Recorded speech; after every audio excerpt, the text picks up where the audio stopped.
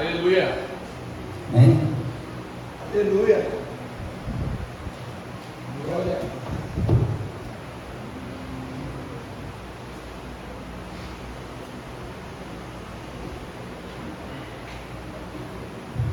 Glória a Deus. Estaremos lendo 1 Timóteo 6.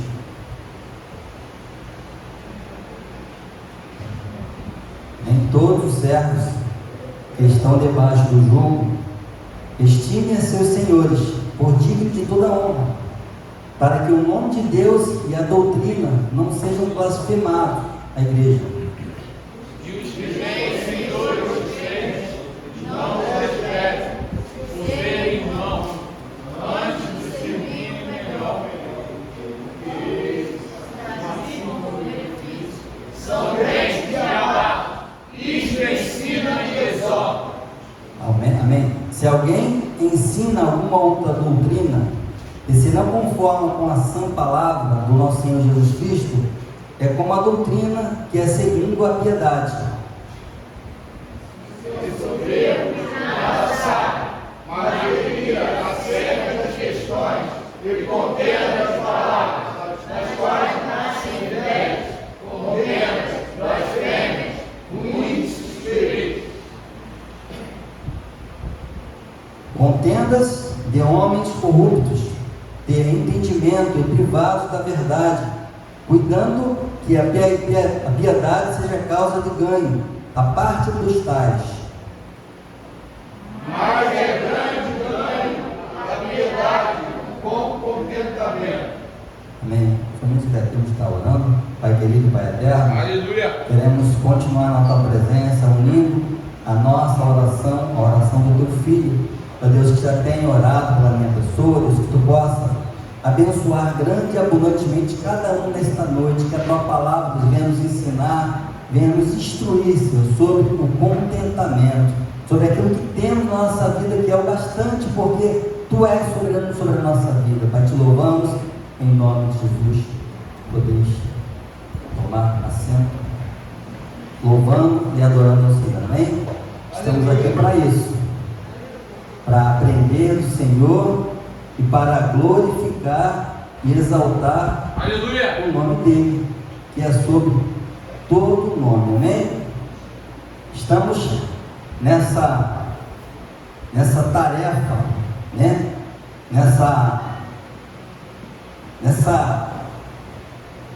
Nesses dias, né, de contentamento, de série, de terças, e estamos aqui para falar acerca daquilo que Deus tem colocado em nosso coração. Amém? O capítulo 6 do versículo 1 Timóteo diz assim: mas grande é a piedade com contentamento. Destaca-se como ponto crucial no contexto da carta de Paulo escrevendo a Timóteo, o instrui sobre a sã doutrina e o perigo dos falsos mestres, que expõem a fé para o ganho pessoal. Esse versículo oferece uma perspectiva constatante, afirma que a verdadeira riqueza reside na piedade acompanhada de contentamento e não na busca incessante de riquezas, pois riquezas materiais ele serve como antídoto contra a cobiça, uma exortação a uma vida de santificação ao propósito de Deus. Então, estamos aqui nessa noite para entender que o propósito da nossa vida está nas mãos de Deus. E o contentamento, juntamente com a piedade, ela é algo que nós precisamos exercer. E Paulo aqui, ele instrui a Timóteo. Instrui porque ele via e observava alguns ensinamentos que não condiziam com os estatutos que Deus tinha estabelecido para a igreja. Então é importante, amado, nós entendermos que, como o pastor tem falado hoje, ainda que a figueira não floresça, ainda que nada aconteça conforme a nossa vontade, ainda que nada aconteça como nós queremos, mas Deus nos ensina, precisamos exercer o contentamento. O capítulo 1 de Timóteo mergulha em questões práticas relacionadas à vida cristã, especialmente no que tange ao dinheiro e à oposição social. A igreja primitiva, inserida em uma sociedade estratificada, economicamente desigual, enfrentava desafios como a exploração de servos por seus senhores e a propagação de falsos ensinamentos motivados pela ganância. Paulo adverte contra a busca incessante por riqueza, destacando que os perigos da tentação do laço é a ruína. A carta reflete a tensão entre a realidade de posses materiais e a necessidade de manter o foco nos valores espirituais da vida eterna. Ou seja, a preocupação de Paulo para com eles era que eles estavam focando em coisas terrenas, e a preocupação de Paulo é que os ensinamentos fossem focados nas coisas que são eternas. Tudo aqui nessa vida, em relação ao contentamento, precisamos nos contentar. Por quê? Deus, Ele é sobre a nossa vida, e Ele está preocupado sim com o que nós devemos ter, devemos possuir, mas Ele nos ensina que nós precisamos estar contentes. O que é estar contente? É estar feliz porque eu estou desempregado? É estar feliz porque muitas das vezes não tenho como pagar as minhas finanças? Não, queridos. É entender que, em despeito de qualquer coisa que estivermos atravessando ou passando, temos um Deus. E nós entendemos que na palavra de Deus, em Lucas 6,33, que fala lá: buscai primeiro o reino de Deus e a sua justiça, e todas as demais coisas Ele nos acrescentaria. Ou seja, o que vamos comer, o que vamos beber, o que vamos nos vestir, isso tudo o Senhor nos garante, mas entendemos nós, amados, que Deus, Ele está no controle da nossa vida. E quando a nossa fé, muitas das vezes, ela é pequena, Deus, Ele está conosco, mesmo com a nossa fé está pequena. Quando nós temos muitas das vezes dificuldade de entender a vontade e querer do Senhor, Deus, Ele está conosco. Em 1 Timóteo 6,6, Paulo destaca que a combinação de piedade e contentamento resulta por relevância, obediência e um relacionamento íntimo com o Pai, o Filho e o Espírito Santo. Então ele nos ensina que o contentamento está intrinsecamente ligado ao quê? A um relacionamento com Deus. Se nós temos um relacionamento com Deus, nós temos entendimento que Ele está controlando a nossa vida, que Ele não irá deixar nós passarmos por aquilo que nós não podemos suportar, que Ele não dá para nós aquilo que nós não conseguimos suportar. Amém, queridos? Estamos entendendo essa palavra nessa noite? Aleluia. Louvado seja o nome do Senhor.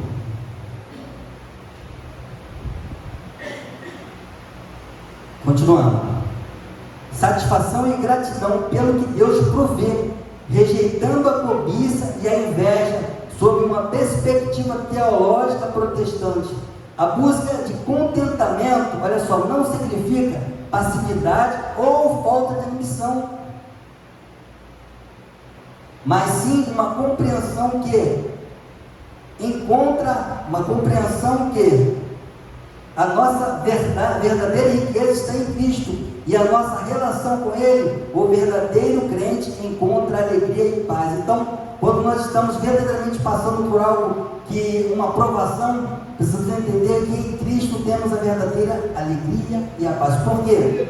Confiamos em um Deus que é soberano e que supre todas as necessidades nossas, querido. Não precisamos nos preocupar, como diz lá Mateus 6,33, porque não precisamos nos preocupar com o que vestimos, comemos ou bebemos. E nós, como humanos, o que mais nós nos preocupamos é isso, não é verdade? Muitas vezes, em relação a isso, vem o quê? Vem o estresse, vem a ansiedade, porque temos algo, temos um compromisso, temos uma responsabilidade. Muitas vezes, as nossas finanças, muitas vezes, parece que não vai dar, mas sendo fiel a Deus, buscando em Deus, Ele irá suprir todas as nossas necessidades. Louvado seja o nome do Senhor. A verdadeira riqueza está em Cristo e na nossa relação com Ele. O verdadeiro crente encontra alegria e paz em Deus, independente das circunstâncias externas.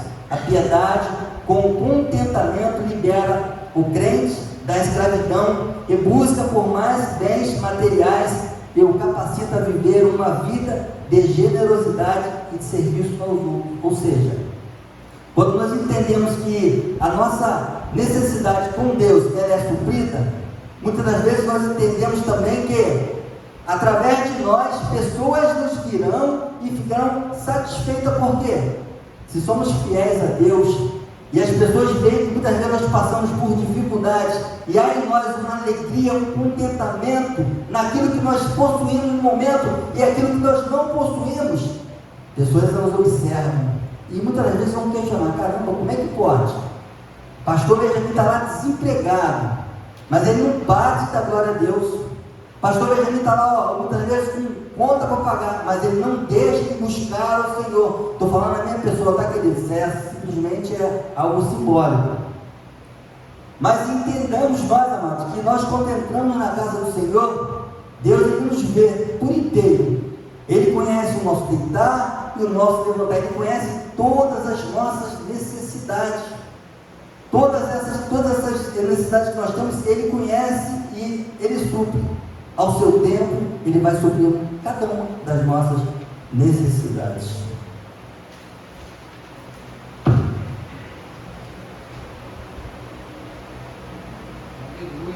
Glória a Deus.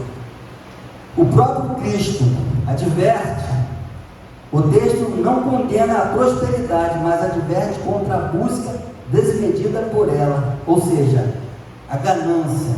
A Bíblia fala que o mal dos homens não é o dinheiro, mas é a ganância, é a busca desenfreada. Aqui Timóteo ele vai ensinar que aqueles homens eles tinham escravos e muitas das vezes ensinavam coisas erradas, tratavam mal os seus empregados, os empregados também por sua vez tratavam mal os seus senhores, e a Bíblia adverte os ensinamentos em relação ao nosso entendimento como portar como cristão.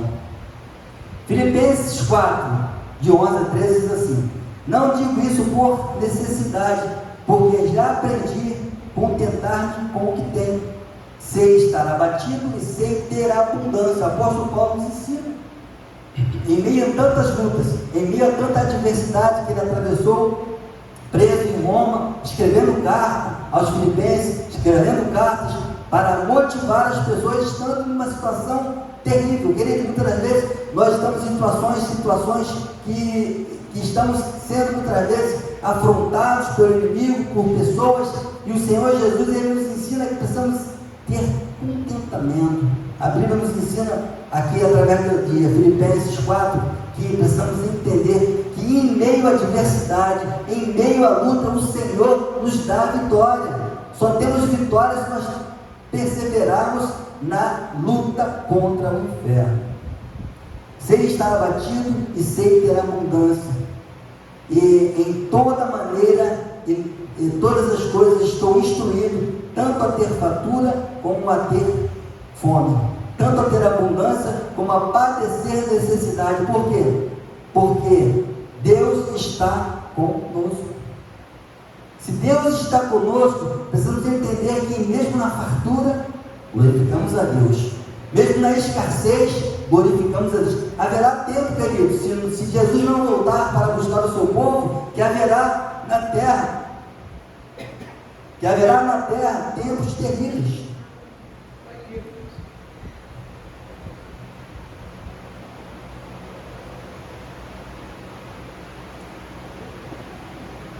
Vemos na Bíblia que muitos homens de Deus, eles passaram por várias coisas terríveis. Por exemplo, Gideão malhando trigo ali no lagar, porque tudo que eles possuíam, tudo que eles plantavam, os midianitas vinham e colhiam, levavam, arrastavam tudo, e eles passando necessidade, passando fome. Mas o que o Senhor fez? O Senhor levantou o quê? Um homem de Deus para trazer vitória ao povo de Israel. E não será diferente na minha e na sua vida, queridos. Se estivermos passando por momentos difíceis, momentos de luta, momentos de privação, o Senhor Jesus ele irá suprir todas as nossas necessidades. Paulo em Filipenses expressa um sentimento similar de contentamento, demonstrando que esta atitude não é meramente teórica, mas uma realidade vivenciada por aqueles que confiam em Cristo. Esse versículo enfatiza que o contentamento não depende da circunstância externa, mas da força que recebemos de Cristo. Ou seja, entendemos que não depende daquilo que está acontecendo conosco, mas da força que o Senhor planta em nosso coração, através de quê? Da oração, da busca e do contentamento em relação àquilo que atravessamos de dificuldade. Não depende da circunstância externa, mas da força que recebemos de Cristo e nos capacita a enfrentar tanto a abundância quanto a escassez com a mesma paz e alegria. Então, com a mesma paz que nós atravessamos as lutas, com a mesma paz que nós atravessamos as lutas, as batalhas, precisamos entender que Deus nos dá essa paz. Amém? Estamos entendendo, queridos? Amém, né? Hebreus 13, 5. Me perdoem que eu estou um pouco nervoso. Em relação a esse estudo bíblico, eu estou um pouco nervoso. Mas Deus vai dar graça àquele que Ele escolheu. Amém? Hebreus 13, 5. Seja o vosso costume sem avareza, contentando-vos com o que tendes, porque Ele mesmo disse: não te deixarei nem te desampararei. Olha que promessa, querido. Senhor Jesus, Ele falou para nós: não vou deixar vocês, nem vou desamparar vocês. Então, querido, não precisamos ficar apreensivos com nada, porque o Senhor Jesus garante para nós essa verdade. Louvado seja o nome do Senhor. Porque Ele mesmo disse: não te deixarei, nem te desampararei. Esse versículo reforça a ideia de que o contentamento está intrinsecamente ligado à confiança na provisão divina. A promessa de Deus nunca nos abandonará, e um fundamento sólido para a nossa satisfação. Ao confiar na fidelidade de Deus, somos libertos da necessidade de acumular riquezas. Mateus 6,19. Podemos abrir Mateus 6,19, por favor?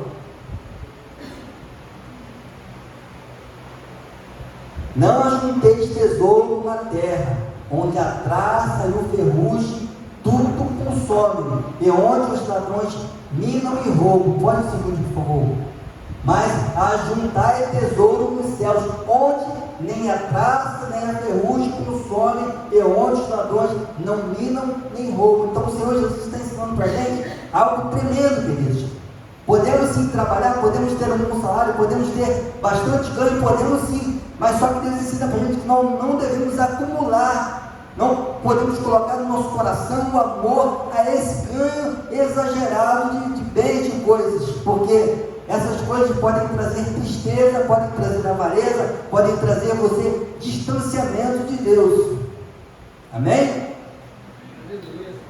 Podemos viver com alegria e generosidade, sabendo que Ele cuidará de nós. Eclesiastes 5,15. Como saiu do ventre da sua mãe, a saber, nu, assim voltará, indo-se como veio, e do seu trabalho não. Então, queridos, sabemos que nós entendemos que nós nascemos nu. Está aí para nascer o meu primeiro netinho, Israel. Ele vai nascer, queridos, nuzinho. E quando morrer, quando ele for também, ele irá nu, sem nada. Então entendemos que nós nascemos com nada e voltaremos com nada. Não precisamos colocar nosso coração em coisas terríveis, né, que é a ganância, as coisas. Teve um homem chamado Steve Jobs, que é isso? Ele com 53 anos, 53 anos, se eu não me engano, ele morreu. E ele falou, um leito de morte, nos seus últimos tempos, ele falou que ele trocaria tudo que ele tinha para ter mais anos de vida. Ou seja, aquele homem, ele viveu alguns anos na bonança, viveu tudo que ele tinha de bom e de melhor. Só que dali para frente, aquela etapa da vida dele, desejou ter mais anos, mas ele não tinha. Então Deus, ele nos dá a vida. Deus, ele nos dá algo que precisamos entender como promessa de Deus, como algo bom para nós, como algo que realmente vai nos dar contentamento, que é a esperança, a promessa que temos que Deus um dia irá buscar o seu povo, estaremos com Ele morando na glória. Amém?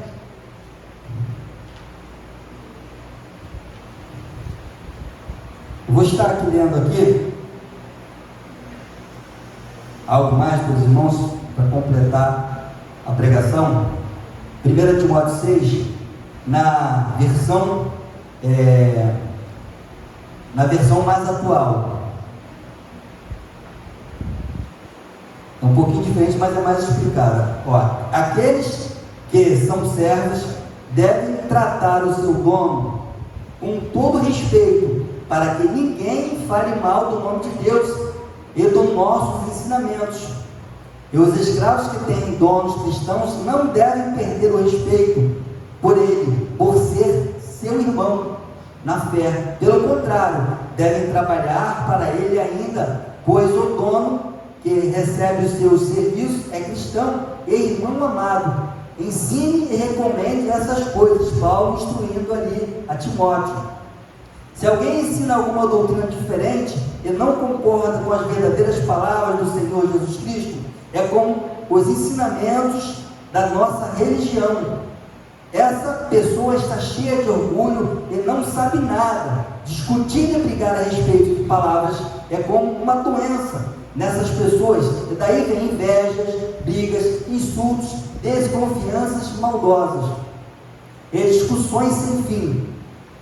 Como costumam fazer as pessoas que perderam o juízo e não têm mais a verdade? Essa gente pensa que a religião é um meio de se enriquecer.